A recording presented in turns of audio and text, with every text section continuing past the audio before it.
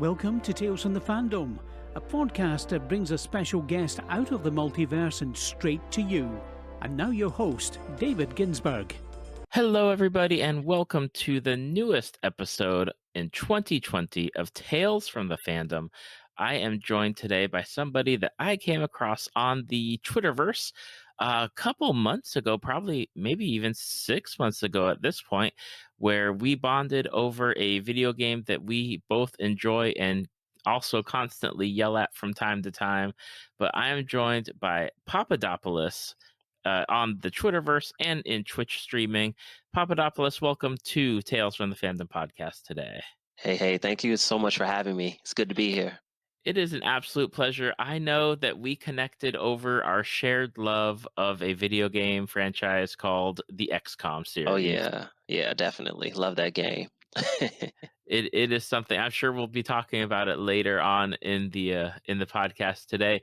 But it's something is so cool because I think one of our mutual Twitch streamer friends, Pro Gaming, had tweeted about something, and you had responded back, and I was like, "Oh man, this guy likes XCOM too." Yeah. Pro is super awesome. I kind of just happened to come across him just from Twitter things, and kind of jumped on a couple of his Twitch sessions, and cool dude, really really amazing, a bright light, good personality, and he was an awesome person to watch, and so that's kind of the same way that we met as well. Absolutely, and it's one of the things, because I've enjoyed watching your Twitch streams as you've been on, and you stream at a great time for me because I generally work in the evenings. Nice. So it's always like, yeah, I can chill with what games you're playing and what music you've got on in the background, and it's always something good. Sure. Yeah, I just that's kind of like my vibe. Because I work in the daytime and I'm always talking. It's like I'm talking all day.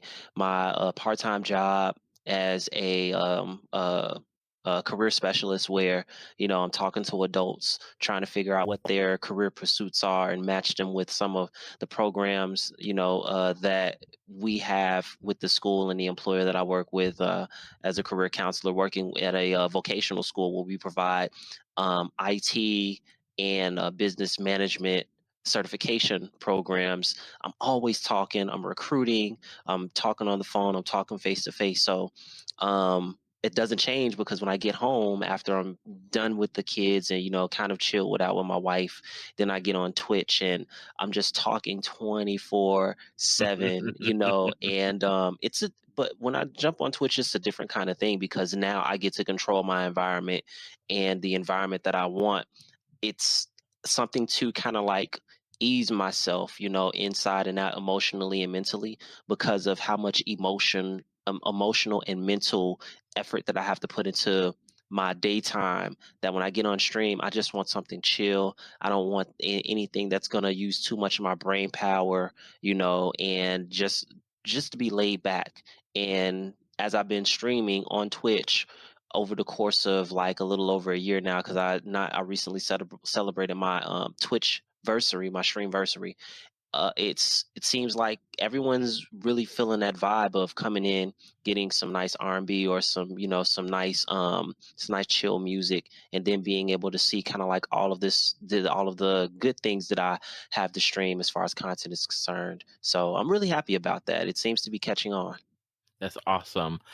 One of the things that got me, and people that this is 2020, you're my first episode that's going to be released. Awesome. And I always joke about, like, if people have listened to the podcast long enough, they know that I send out the survey and I'm like, hey, fill it out. What kind of things are you into? So that way I can kind of get a gauge of what my guests are going to be interested in talking about, but also to not like duplicate anything. And I have to say that the first thing that we're going to talk about is something no one has ever talked to me about on the stream before. Okay. And it's something that you had mentioned it in a TV show and a movie, and you made reference to it.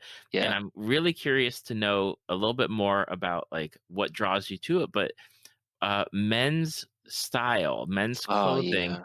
between a TV show you mentioned. You called out Peaky Blinders, which I know is Yes. on BBC, Mhm. and then the movie The Kingsman. Mhm. You Yeah. reference both of those as far as like men's clothing, men's style, and I Mhm. need education because I live in Florida, so if it's above like 55 Oh degrees, I'm yeah. wearing shorts and a t-shirt. Oh yeah, definitely.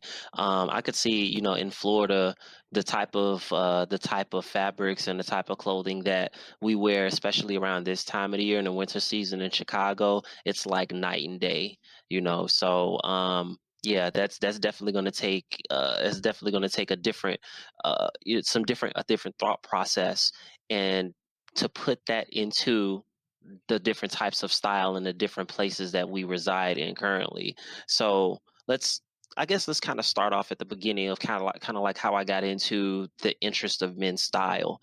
Absolutely. Um, so it really starts with my upbringing, because my mom, who I just celebrated her 96th birthday on the 26th of December.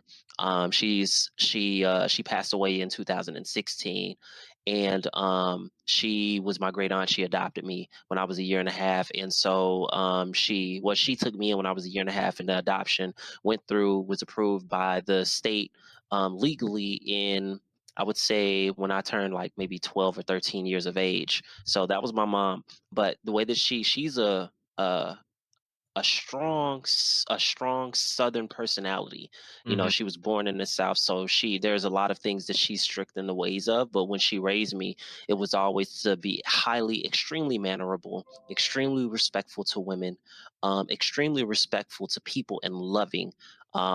She really defined what love and kindness meant to me, and I have two biological sisters who unfortunately didn't get the same experience that I had as far as an upbringing is concerned. However, I do keep in contact with them, and they kind of had a harder road than I did. I got a little lucky, um, and that's kind of what really pushed me into the path of my interest in not just men's style, but the mannerism is kind of what comes first, and the men's style that I'm attracted to really just complements that, because it's not what you wear on the outside, it's what you wear on the inside, and people can see that, because you can dress. I like this statement. I heard it a while back, but you could dress poop in a suit and it still stinks.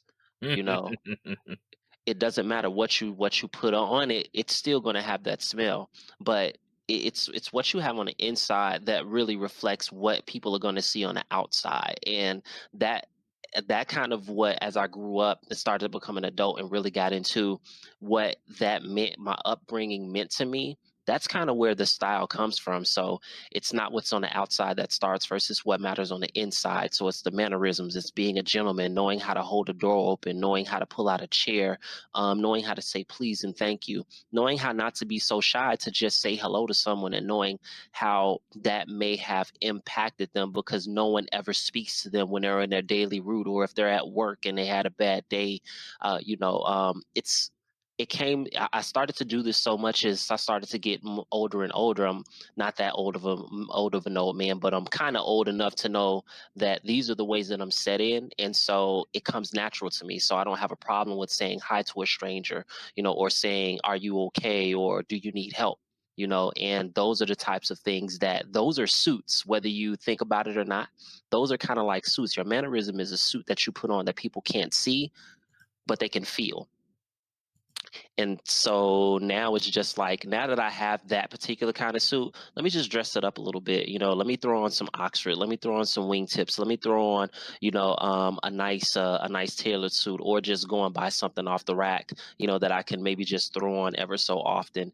And that's kind of the way that I take things now. So it's mannerisms first, then it's everything else that people can actually see that makes you the gentleman that I see on the Kingsmen, or not so much Peaky Blinders, because they're not gentlemen because of what they do. Hmm. They're racketeers. They have this criminal, this crime ring, and things of that nature. But it's the sense of style that comes through in that movie, and I'm just like, man, that is awesome. That's amazing.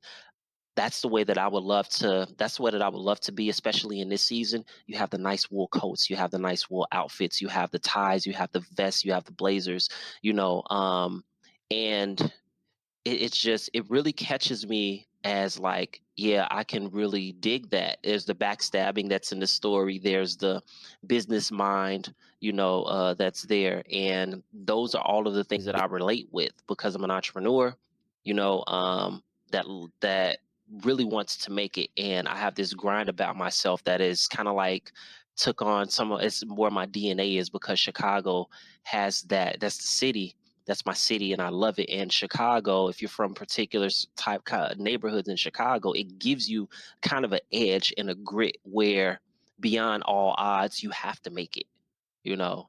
Hmm. And that all of that kind of like encompasses who I am, but I'm not as edgy as the city would create certain people, because you have certain people that are extremely edgy to the point where, you're like, oh, I don't know if I want to talk to this person. They seem like, if I say something to them, they may just snap off at any given moment and say something that, I may not like. But I'm not like that because of the way that I care for people. I really care for people, and sometimes too much, to the point to where I feel like I may offend someone if I say something and I'm trying to speak truth to them. But that kind of like all is wrapped into who Papadopoulos is, from style down to mannerisms, down to my upbringing, down to the city that I was raised in. All of this kind of like sets the tone for my style in a sense. So yeah, and I'll try to clarify that, I guess, if it needs to be clarified. But that is where I think my style comes from first, before the clothing comes into play. That's a very succinct answer as far as like I know that sometimes people can put on like the outfit, the clothing, but it's really like that interior, the sense of self before that really Exactly. like makes it what it is. Like it gives it that it's the French word the je ne sais quoi Mm-hmm. of Oh, I like like that. you get that whole package, whereas if I went in there, I just put down the money and was like, okay, give me this stuff. It's not going to be the same way as if somebody else Mm-hmm. had that that drive and desire for that kind of like style and like that interior sense of self. Yes, absolutely. And then just like with the Kingsman, the statement that makes the movie, that kind of gives the reason for the nice style of dress is manners maketh man. And so if you have the manners before anything else, before people see anything else, it's the mannerisms that a man has, or even that a woman has, that they see that coming through a room before they even see you physically. It's Hmm. it's it's almost like how your name reaches a room before you even reach a room. If someone sees you on a guest list, say, "Oh my goodness, Papa Dop is going to be here," or some other good name, some other crazy like person that their name just pops up. That's that can either be in a good way or a bad way, but it's always best for it to be in a good way, because then more people will wonder about you. They're like, "I never heard of this person before, but I hear that they are one of the kindest people that my friends have ever met. So I'm excited to meet that person." There's that anticipation that comes from having mannerisms that are good, that are kind. People look forward to meeting you. And so I like for my name to walk through the door before I even reach the event, or before I even reach the venue. Do you find that like because your influences are clearly like as far as like the fandoms go, like the Kingsman and Peaky Blinders, with that sense of style, that sense of clothing, is it something that you find is lacking? Like because it's a very distinctive style, it's Hmm. very outside of the norm of what you see traditional people wearing around like New York City, Chicago. Hmm. It's not something that's always presented. Do you find that it's something that you feel like maybe it'd be good if it like that style came back around. Like, of course, and the big joke, is we're back in the 20s, and Hmm. that style of the 20s, people, I know, I saw like a lot of New Year's Eve parties of, Oh yeah, yeah.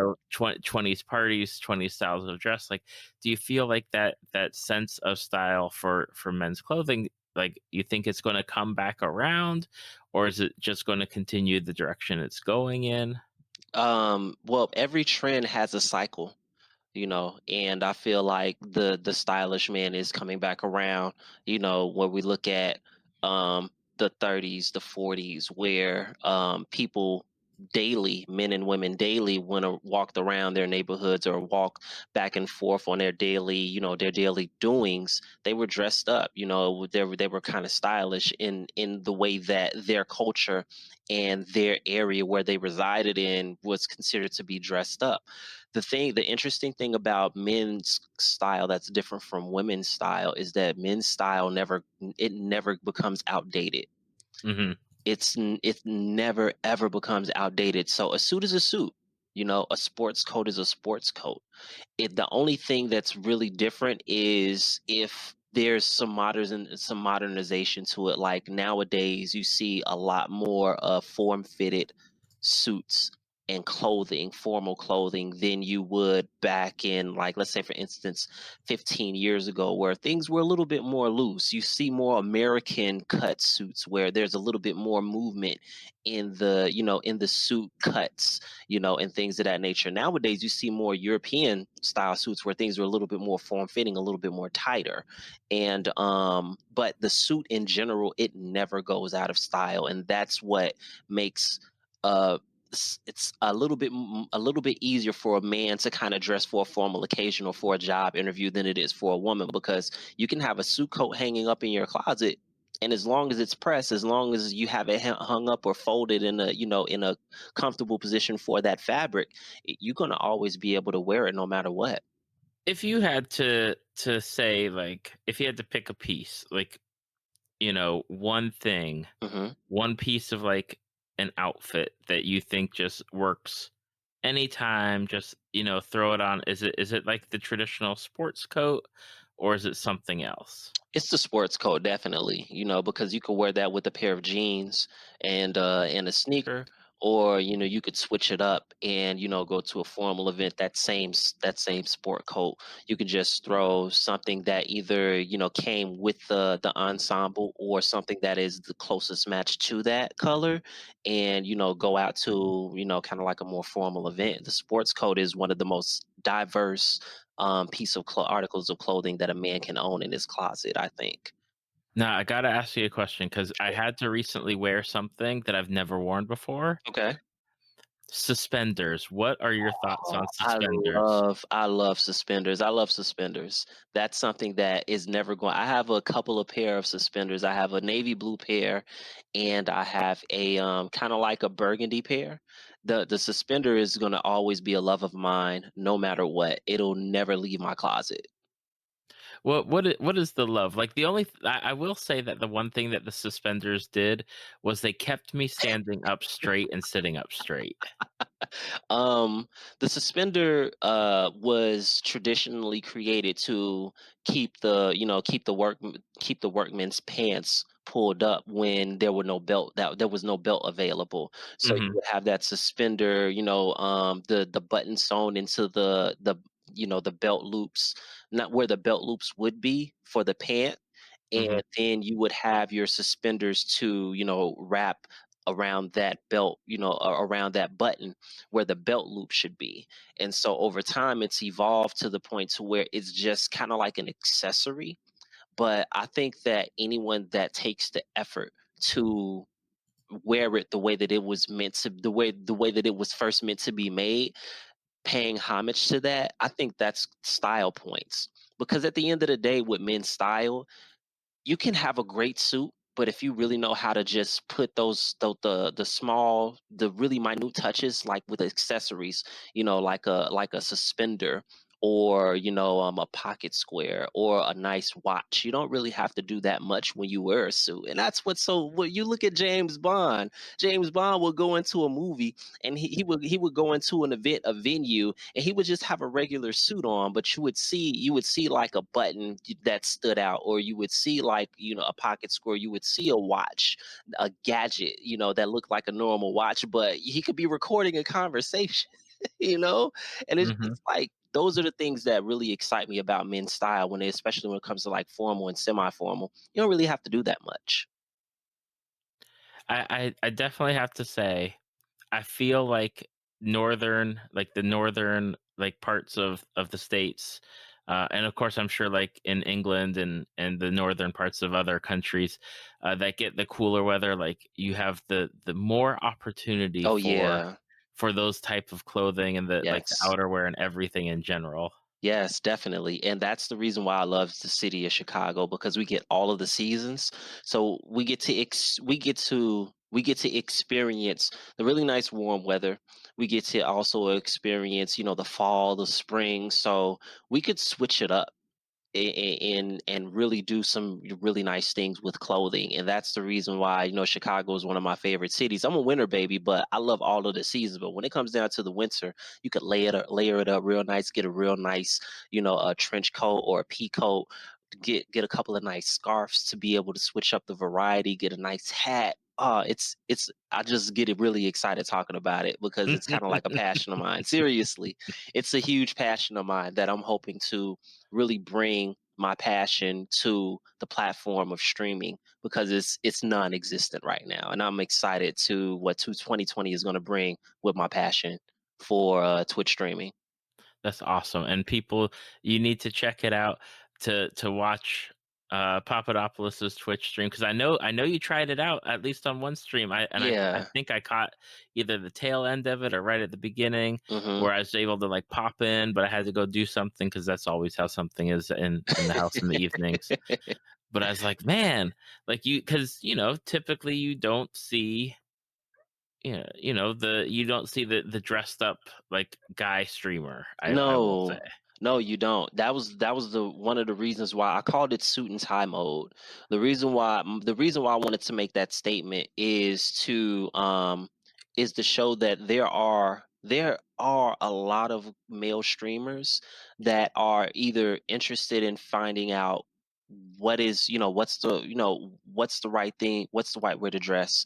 Um and if they don't really want to know what's the right way to dress, they will kind of just want to know what style advice is out there, or they're just curious about it in general.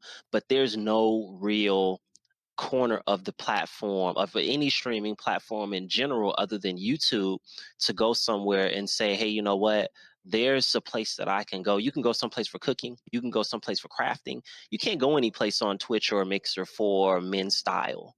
Can't Hmm. there's no place for that. And so I have a huge plan for 2020 when it comes to being able to get on Twitch on my channel and produce something that's new, that's unique, that's not being done, in streaming in general. And I'm excited to be able to bring that with the Chicago flair and the Chicago style. It's going to be Hmm. awesome. That's awesome. And we'll be talking about your Twitch channel in just a few minutes. Sure. I do want to talk about the flip side. So we got the clothing, Hmm. but then we got the gaming. Yes. And when did you first get into video games? Like how far back do you go? Yeah, I go as far back as the SNES, and not the SNES, but the NES, the Nintendo. Okay. And that's kind of like where my interest in gaming really took off. And ever since then, it's kind of like been a nonstop thing for me. It's just like most people who get into gaming. It's kind of like one of those escapes. And it really, I'm a extremely imaginative person, and I go into these fits where I get these ideas and I have to find ways of being able to expend that energy, especially if an idea is just kind of like something that's a far fetched, kind of like pull out of the sky thing. I need to have ways of being able to expend that energy. And if I'm not moving around in my daily doings, then video games is kind of like that next outlet for me to be able to expend that energy.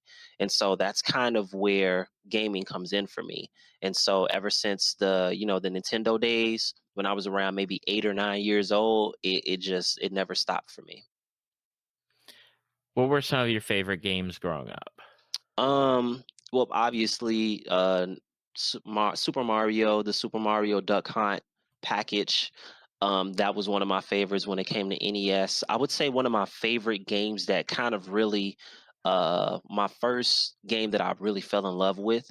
It's a game that's on the PS1. It's called Legend of Legaia. It is a favorite of mine. It's an American RPG, but it tries to have some JRPG type of implementations in it, Hmm. but it had kind of like a a Pokemon monster collection kind of deal going on with it, with a little bit of martial arts button input. And the game was one of the first that I fell in love with because it has a nice little story involved. And when you think that the story is done and you've completed the game, oh, there's a lot more to it. And so, yeah, and I kind of fell in love with that. That was the first game that I was just like, man, I completed my first RPG and I absolutely enjoyed it. And so that was the first game that I really truly fell in love with gaming. And then my second would have to be Mass Effect. Okay. That I don't believe I've ever played Legend of Legaia. When PlayStation was out, I Hmm. think I wasn't really into the like. I had friends that had the PlayStation, but I wasn't like a convert to it until like PlayStation 2 came out. Sure. So I kind of missed that generation, except for I think I bought it on a whim to play like Final Fantasy 7 for a little bit, and then I was Okay. like, yeah, I'll sell it. I'm okay. But It's not all that it was hyped up to be for you, huh? I grew up on the traditional original like Final Fantasies from like Nintendo and Super Nintendo, where there's like it's fantasy themed, Yeah, sure. and I was like, okay, Final Fantasy 7, it looks cool, and Hmm. it's got that slick presentation, but I wasn't into like the more modern ish, I guess, Sure. of how Final Fantasy went, which, like, again, like with Final Fantasy 7 and 8, I kind of stayed away from them. I love Final Fantasy 9 because it Hmm. kind of had that retro feel to it. Love Final Fantasy 10, but it's definitely something where I missed like that generation of games. Hmm. But I know with Mass Effect, that's been on my list of games to play. I've got it on my computer, but finding the time to like pour into it is Hmm. just it evades me. Oh man, I can't wait until you get really sink your teeth into that because that game has one of the best. It fed my sci-fi hunger because I didn't really have a sci-fi game that I could really dedicate myself to, and this was like right before like I could really get into streaming, other streaming like Netflix and stuff like that. It wasn't really available, but maybe around 5 to 10 years later, that's kind of like where that whole thing came in at. But before then, I never really had an outlet or anything to grab onto a really good sci-fi, some sci-fi content. But I Hmm. mean, once I got my hands on Mass Effect and I got to the end of that game, I was in tears. I was screaming in victory. It was just the best thing that I had experienced on an Xbox. And um I don't think that I found that type of love and excitement for another game since. Yeah, I have heard high praise. I've enjoyed watching. Sometimes I have streamers that I follow that they play the Mass Effect series, but it's not the same where I'm not capturing that feel because I might miss like a few more of their streams and Sure, then sure. catch back up. But it's definitely something where, dang, I wish I could like I don't know, just have like an 80-hour video for me to watch of somebody playing through and seeing like the whole thing because I've heard it's just so well done. Oh yeah, definitely. And there everyone says that Mass Effect 2 is the best one of the series. I kind of beg to differ because that personal bond that you get in it, when you get to the beginning of a story or the beginning of a series and you fall in love with the protagonist Hmm. and the beginning characters, and then sometimes you will see kind of like the next season and it's not as good as the first one. Or let's say for instance your favorite music artist, their first album is beautiful. It's like the best thing that you've ever heard. But then everything like that is like, yeah, it's good, but it's not like the first. That's kind of how I am with with the original Mass Effect. But everyone else says Mass Effect 2 is the bee's knees. The Mass Effect 3 was kind of like, ugh, but we don't want to mention Andromeda. No one wants to mention no. No one wants to Ah, talk about that one. oh, that's sad. Poor Andromeda. Yeah, I know. I'm just hoping that the series gets the Mass Effect brand gets revitalized, and Andromeda is kind of like that thing that gets sucked into a black hole, and everyone could be like, "Oh, that never happened. We got a much better game." What Andromeda? Who we don't know what that is. That's what I'm hoping happens. Oh my gosh. I know that I think because Mass Effect is still under BioWare, right? Oh yeah, definitely. Yeah. Yeah. I believe It's like it EA yeah, EA BioWare. BioWare. Yep. Hmm. Well, hopefully they don't sit on the property. I know that they've done a few different things with I heard Dragon Age is coming back, so Yeah. Oh, oh my goodness. Did you see the trailer for that? Oh my I have goodness. not. I have not. Yeah, it's going to be an amazing game. We love Dragon Age. Oh my goodness. Now I wanted I've made mention of the game several times, but I'm curious about how you got into it. Like how did you get into XCOM? I gotta know. Well, I was always I got a little taste of XCOM Enemy Within, and it was my first time being introduced to kind of like a turn-based strategy game. Well, actually, no, I play Command and Conquer a lot, and I was like, I need something that's similar to Command and Conquer. And so I used to like Google a lot, and I found XCOM Enemy Within. But I was only on console, and XCOM Enemy Within was on PC for a very long time. But Mm-hmm. when it was finally released on console, I was able to get a small taste of it on Xbox 360, and I was like, I absolutely love this game. And then XCOM 2, I found out that XCOM 2 was released maybe like 6 years later or something like that. Oh my And I goodness. was like, yeah, it seems as though, each iteration goes through a bunch of years before kind of like the sequel to it comes out. And so that's why I'm biting at the bit for XCOM 3, like when it's going to be released. I actually Google like every 6 months if it's some type of seriously. I Google like almost every 6 months, like clockwork, or maybe every 3 months, just to be sure. And I check to see if there's any info out there in the internets about rumors about XCOM 3. Mm-hmm. But Enemy Within is what drew me to XCOM 2. And so when I finally found that XCOM 2 was available, it wasn't available for console. And so I had to wait years before it was released on console. But once that bad boy got released on console, I scooped it up on PlayStation. I loved it so much that I ended up purchasing it for Xbox. And so now I own it on two consoles, and I absolutely love that game. It's a game that you love to hate, but you just love it in general. So yeah, that's how I got into XCOM. That's how I got into it. What do you love about the XCOM series? I love the story behind it. Obviously, sci-fi is kind of like my thing, but I also love the mechanics behind it and the freedom of customization. Like it really gets interesting when you really put it into the streaming universe, because now it gives you a way to be able to interact and connect on a deeper level with your chat. And so that's kind of like the plus to having a game like that, where you could play it at your own pace, and then you could kind of like include chat into it. Like, hey, you know what? Um, I kind of have this running joke when I play XCOM, like, you know, um, if you want me to plaster your name on one of the soldiers, then just let me know in chat. However, I can't promise you that I can promise you you're going to go out into battle and dodge some bullets, but I can't promise you that you'll come back alive. Hmm. So and so that's kind of like how how I really incorporate chat into that, and that's what makes it 10 times more fun. And I make more personal connections with with my viewers, than any other game, almost any other game that I've ever played. So that's kind of where the bonus comes in with XCOM, especially when I'm streaming it. Yeah, it is the game that I've had the most fun. And I haven't streamed much, but it was the game where I finished the War of the Chosen on stream Oh with wow. like the one person.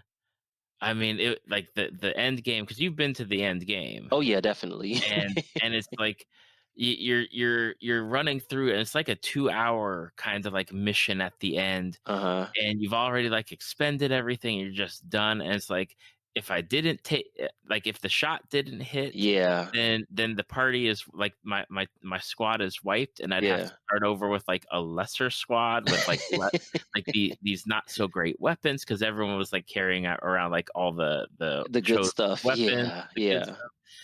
And I hit that last shot, and I was like, it was crazy. I wish I had a clip of it, because it was so good and memorable. But yeah, it is such a fun game. I love going back to it and Hmm. trying new strategies and different things, and hoping for the best. I know you and I both love the Templars, like Oh they're yeah. best. Oh yeah. I think that the Templars and when I played Mass Effect and I finished it, I thought that the villain Saren, I thought he was the best evil villain of any video game that I'd ever played until I came across the Chosen. The Chosen are some of the most scary, overpowered enemies that I have ever fought in any video game. Seriously, they could pop up at any time on you, any given time. They always they overtalk. So they always overtalk you once they come onto the battlefield. And if you're fighting, the ninja one, the one that has the assassin, I mean, Hmm. you pretty much, if you don't get the jump on the assassin, it's pretty much a wipe for your squad almost. And so those are some of the most scary, overpowered enemies that I have ever faced in any video games. Any video game, hands down. Hands down. Yeah, I think they start you off with the assassin, because man, that assassin chosen is one of the, I think it's the hardest of the three It that you go is. up against.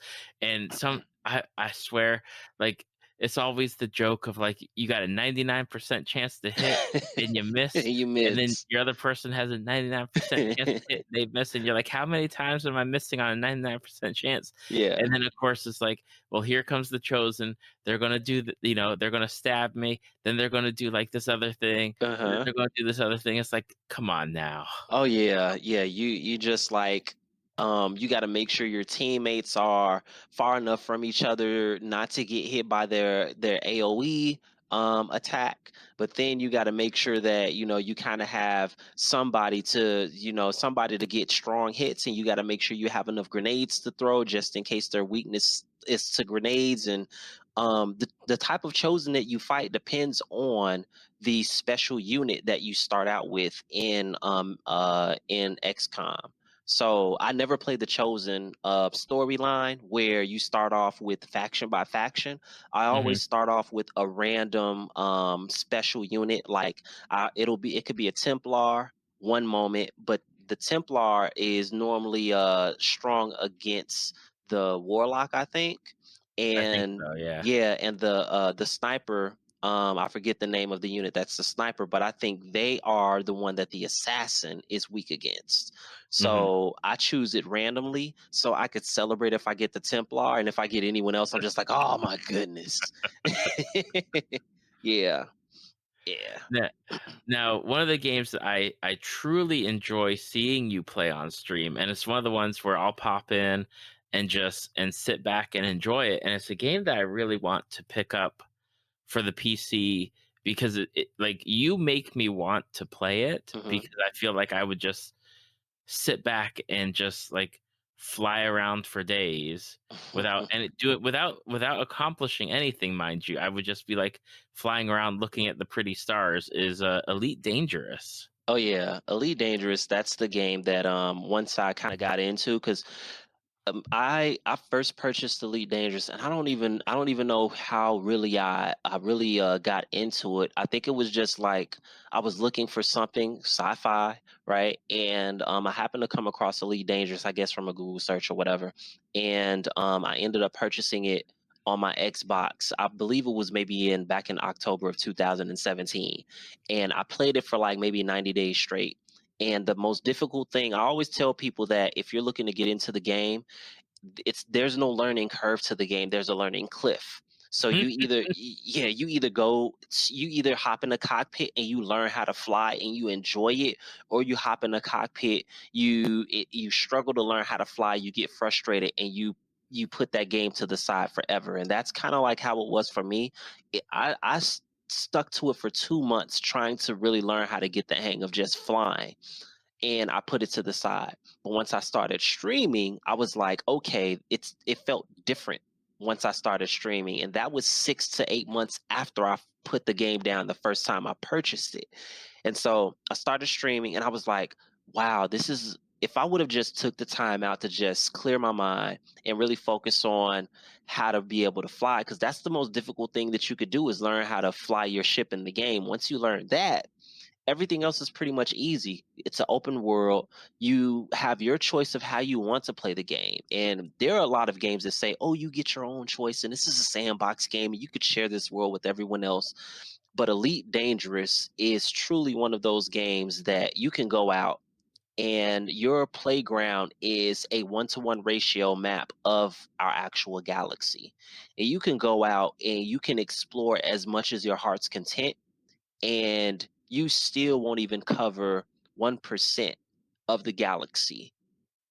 You still won't cover 1%. I put in probably around maybe 250, 300 hours into that game just on streaming on Twitch alone.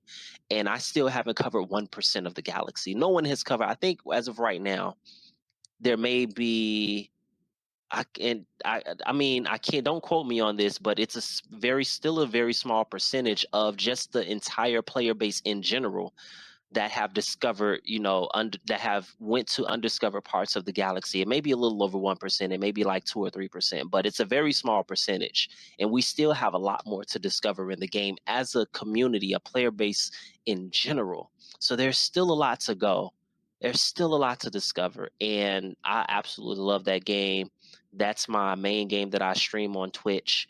And I'm happy you enjoy it as well, because that means that shockingly, someone enjoys me playing it. And I don't like, I'm not, and I'm always humbled by people that come across my stream, especially when I'm playing Elite Dangerous, because when I first hit the go live button, I was thinking to myself, like, really, who is going to watch me stream video games, right? And the first game that I streamed was The Division, and I streamed The Division, the survival mode, because I saw a streamer who I was watching stream that game, because I was always afraid to play it, because it's kind of like one of those games that you jump into and you have to gather everything that you need to be able to survive and get to the end game, right, of that particular of your session. And then after I saw that, okay, this is really fun, and there's some people that actually want to watch me play that, so let me go to XCOM. I went to XCOM, and that was fun. But then I was just like, let me do something that I wouldn't even expect myself to do, and that's stream Elite Dangerous. And I started to stream Elite Dangerous, and the community that's behind Elite Dangerous, it's close, tight knit.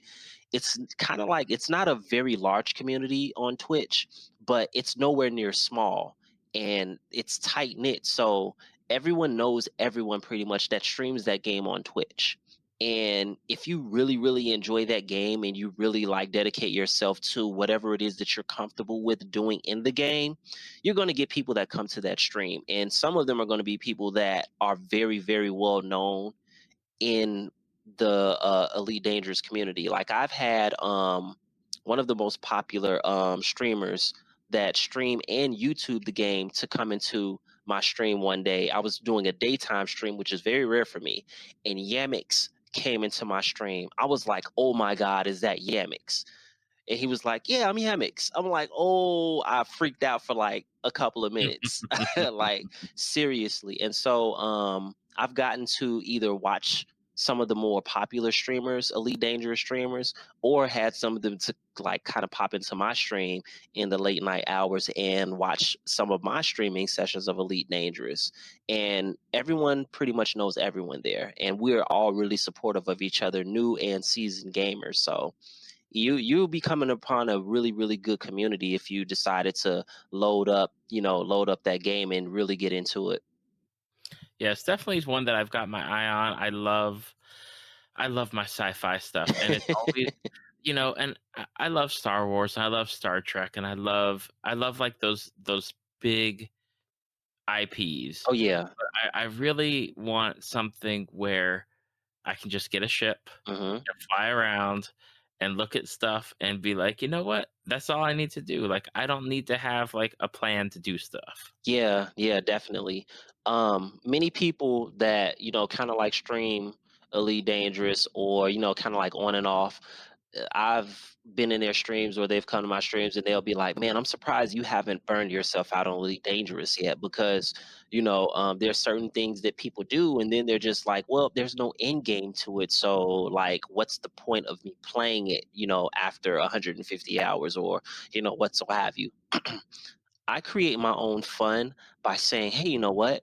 I wonder where this is." Like a week ago, I went to find. I was just traveling out in space, going to one of the famous far out locations in the galaxy, and a viewer was like, "Hey, you know what? Have you ever seen a trinary neutron star system?" I was like, man, I didn't even think there was more than a binary neutron star system, and basically that's you know two bodies, whether it be a body that is a moon or a planet or whatever, what so have you, that's orbiting each other, that's sharing an orbit. Now I'm thinking like it sounds feasible that there's a binary neutron star, and a neutron star is a collapsed. It's a collapsed star, like what our sun is a star. So these are two collapsed stars that are orbiting each other, right? They can either become a black hole or they can become a pulsar. A pulsar is it's the name of a collapsed star that's in its young stages of life. A neutron star is a pulsar that is become much older in age. So it's not rotating as fast. It's kind of like looks a little bit more calmer. But a trinary neutron star, I was like, no way, that doesn't exist. And then chats really started to pick up and they were like, oh, here's a picture of one. Here's the system that you can go to visit one. And it took me an entire stream and a half to get to it, but I finally got to it. And I was like, oh my God, this is a trinary neutron star. Like these things exist in the game.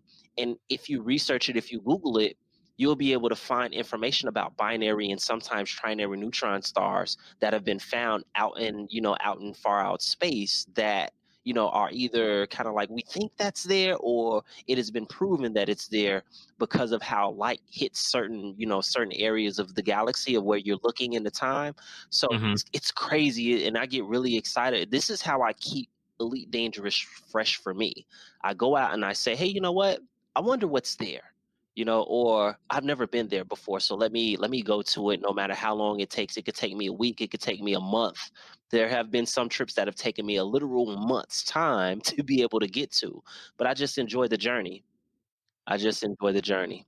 Exactly. And I think that's one of the things that I love about your like your stream at night when you're playing it is that it's very like it's very chill. Yeah. You got like the music playing, you've got like you've got a very soothing tone, you got a soothing voice, like you're just like flying through space and just it's great for like people to have like even just in the background, even if like you're not watching the game, like you're still getting like the experience. Yeah, and that's something that still to this day amazes me, because I'm just like, I just started to accept the fact that, which is kind of like it adds to the theme of just my stream in general, because I call my space travel and chill sessions when I'm streaming Elite Dangerous. I say it's a BYOB and B session, so you bring your own beverage and bed, right? So when you're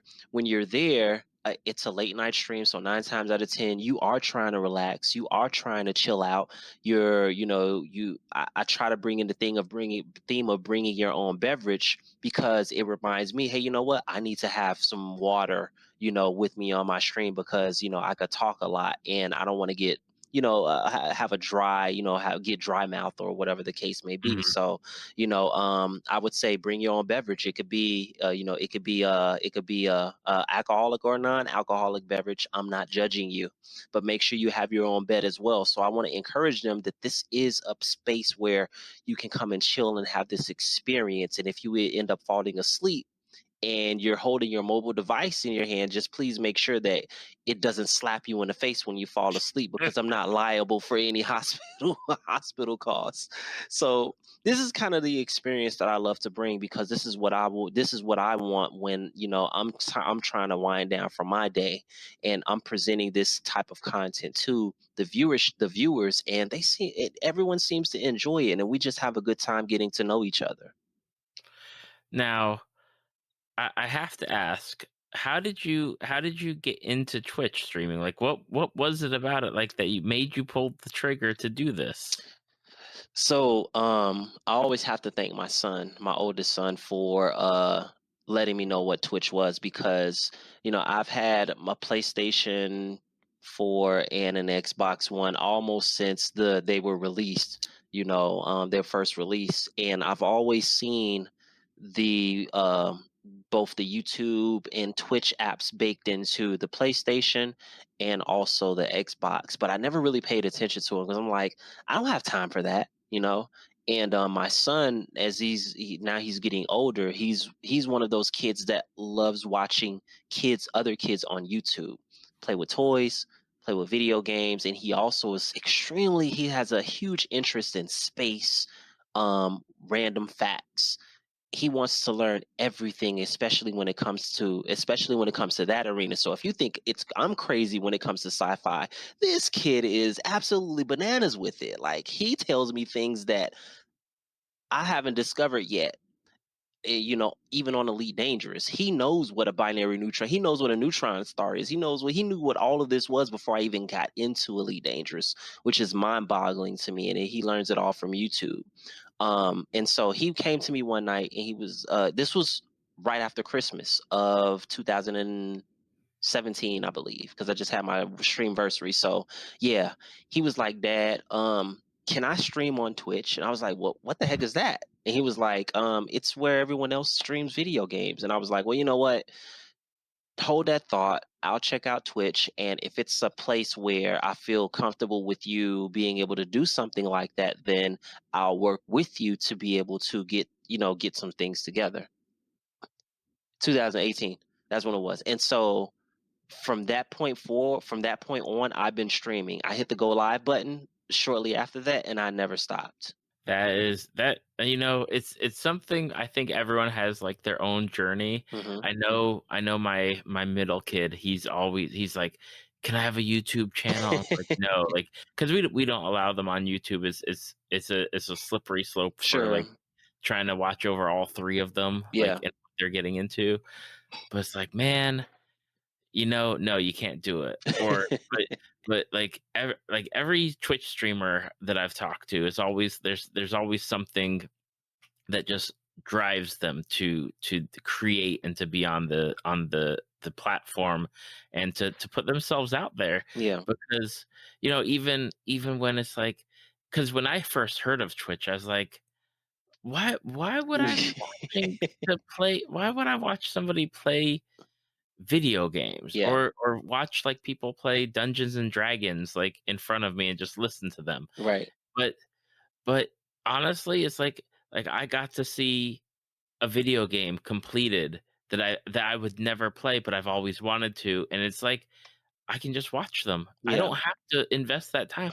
I just tune in when they're on, catch up, watch their videos on demand, and I'm good. Hmm.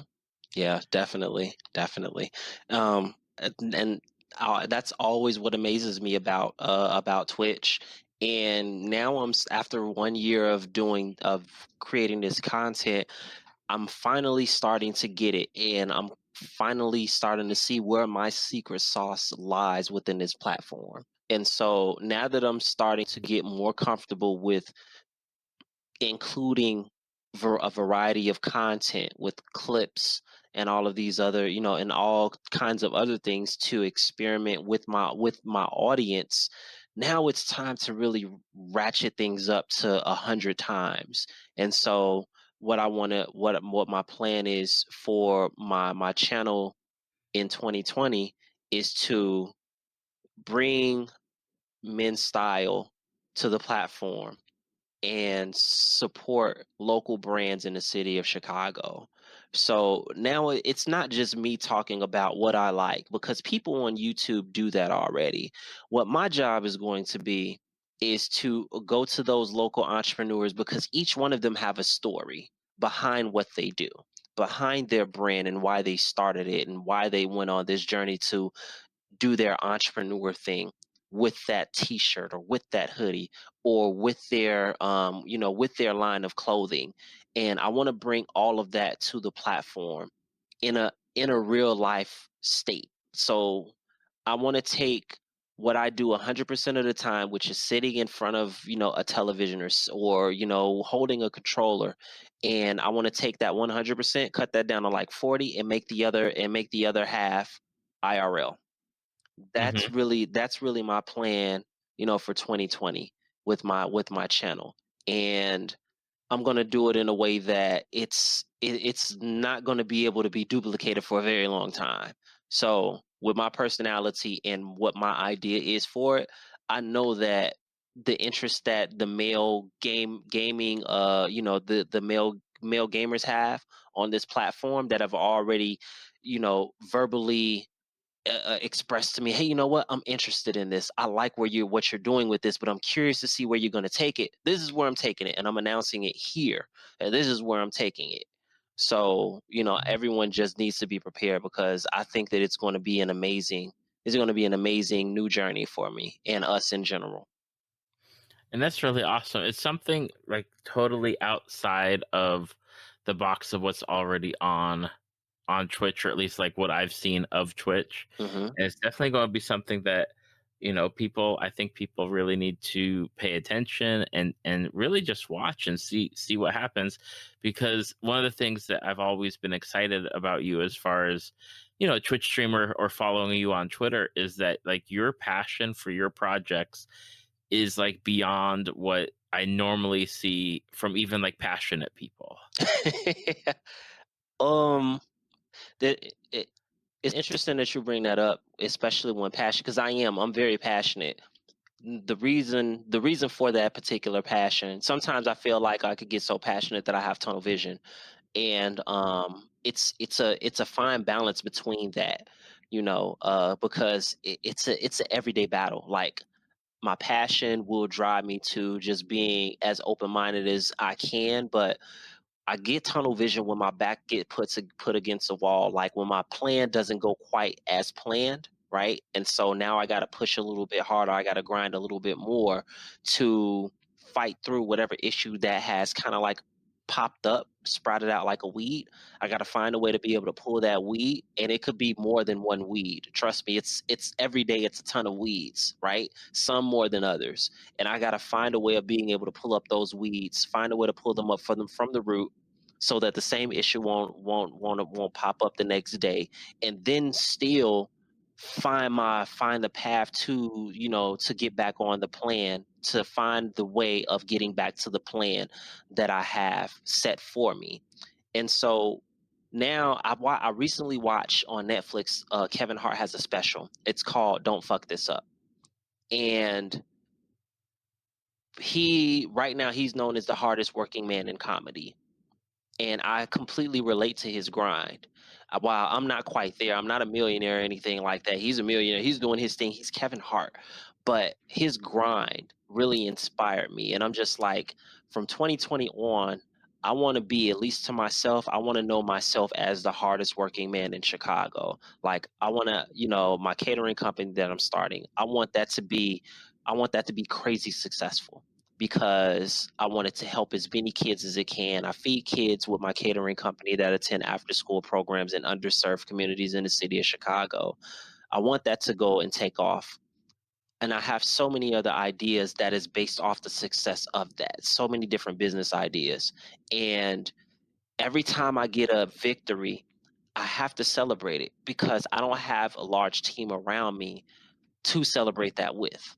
So it's like I have to celebrate that, but then I have to pull myself back because I don't want to have a premature celebration. Like I don't want to go out, just like take my own little band out down the street and parade up and down the street. I want to have my own really short celebration and then pull myself back because there's so much more work that needs to be done. And that's what I like to put out there on Twitter is that it's okay to it's okay when you get a win to celebrate. It's okay to say, hey, you know what? I did a great job. I smashed this. I did what I did not expect to, I accomplished what I didn't expect to accomplish. Take that, bottle that up, put it in your back pocket, and keep going. Don't celebrate and then let it just wander out into the universe. No, take that back, bottle it up, put it in your back pocket. So when you feel like, man, I was supposed to have this win, but it didn't really go as planned, you can go in your back pocket and say, hey, you know what? I did do this. And I know that even if that didn't work, I bottled this up so that I can remember how that felt. And that'll keep me going because we have to fail more than we succeed. You have to fail 100 times in order to succeed 5. And some people can't take that weight. They'll get depressed. They'll put themselves in a pit, and they'll get negative thoughts in their head. And so I have to continue to, the way that I motivate myself is by motivating other people. And when I see, if it's just one person, that says, hey, you know what? I feel that, like I can relate to that. And I'm just like, yes, I can relate to it too. Let's go. Like this is me. This is what we have to do because we're faced with so much in this world. We're faced with so much negativity, so many things that happen in our life that directly and indirectly affects us. Why do we want to put ourselves around people that can't help to make our day better, can't help us to feel better? No matter how far we are away from each other, we still should have people that we can go to where we can say, hey, you know what? I'm not feeling too good. Let me go and check and see what this person is talking about, Mm-hmm. And that's kind of the way that I want to have people around me that are that way, but I'm not going to be able to find those people unless I'm doing the same thing. Right. So I want to be able to put my heart out there so that I can see who the hearts that I touch, and then that energy reverberates back to me. And that's how I want to be able to live every single day. I want to be on my grind. I want my work to be motivating to other people.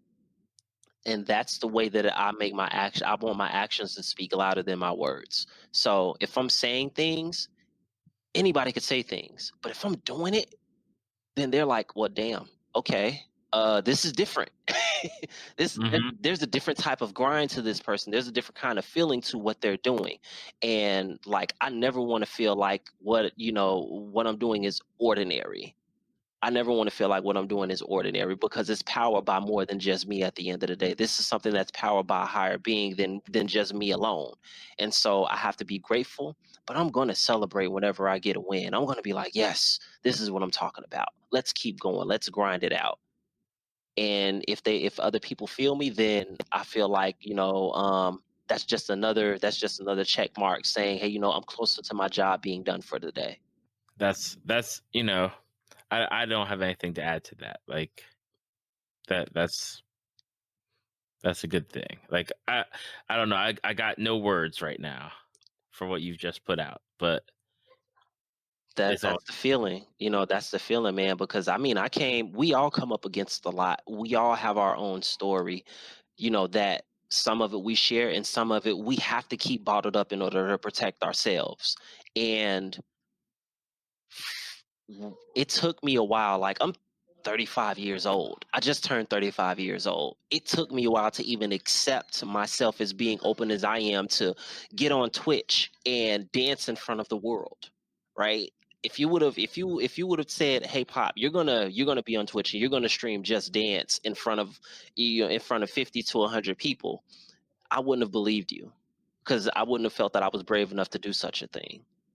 And now look at me, I've been able to do that and I've accomplished so much. And I've enjoyed this journey so much. I've got a taste of what success felt like. Whenever you get a taste of what success feels like, you're going to be hunting that for the rest of your life. And it's up to you to figure out how you're going to enjoy that journey to get to that next level of success. And I refuse to dread my journey. I'm going to enjoy my journey so much that I want to be able to share little bits and pieces of it to help someone else to say, hey, you know what? I thought that I couldn't do it, but if this person is doing it and that person is doing it, then maybe I should give it another shot. Mm-hmm.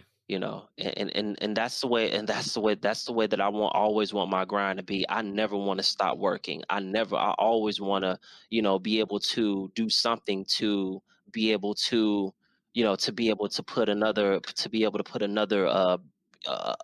brick, in my foundation, and saying, I've accomplished this, I've accomplished that, and you can do it too. That's really awesome, and I am excited for one to be able to follow you on Twitch and Twitter and see like what your journey is and what you will accomplish, especially this year. I'm so looking forward to seeing what you're going to do. Yeah, and the same for you as well. Not just on your podcast, but just in general, every single endeavor that you have. My ongoing theme for 2020 that I started late in 2019 is always be shooting your best shot. And I took that from a saying that people on Twitch use, which is always be talking, right? So if that's the way that we engage our audience, what's the best way for me to engage my audience, my target market outside of that? And Twitch helped me, and the people that stream on Twitch, the content creators, helped me in being able to put that together. Always be shooting your best shot. That right there gives me enough confidence to be able to just go out to, a random store like I did a couple of weeks ago. I went out to, a random men's boutique, and I was just like, hey, you know what? I would like to be a brand ambassador for you. Here's what that means. Here's what we can get. Here's what we can both gain from that on my platform, and also for you as a business owner. And next thing I know, maybe I expected a 20-minute conversation, ended up turning into almost 2 hours of a conversation. And so, if I'm always shooting my best shot, then I'll always know what could have happened because I shot that shot. I took that opportunity. I took that chance. If I'm not always shooting my best shot, I'm thinking about what could have happened. Mm-hmm. And that's not a mindset. I never want to think about what could have happened. I want to think, okay, I did that. So even if someone said no, at least I tried. At least I tried. Exactly. Now, for people who have made it to the end of this podcast and they want to find you on the internet, what are the best places to do so? Sure. You could find me on Twitter. My handle is Pappadopolis and the number 1, so it's Pappadopolis1. And on Twitch, you'll be able to find me. You can look me up on Pappadopolis84. That is Pappadopolis and the numbers 84. And I will make sure to have those links in the show notes and on the Facebook page and website, so that way you can follow Pappadopolis just like I do, and especially in the evening hours, catch the really cool laid back streams with Elite Dangerous or whatever other games, or see what he's got to bust out for style wise in the new year. But I want to say thank you for taking the time out of your schedule and your evening, for coming to talk with me for the first episode in the new year 2020 for Tales from the Fandom. And it was absolutely my pleasure to have you as a guest tonight. It was a pleasure being here. Thank you so much. And it's awesome to be one of the first. Thank you so much. Thank you for listening to Tales from the Fandom. Subscribe to us on iTunes or your podcast app of choice. Follow us on Facebook at www.facebook.com/talesfromthefandom to see photos, links, leave feedback, and check out upcoming guests. If you'd like to be a guest, email David at talesfromthefandom gmail.com.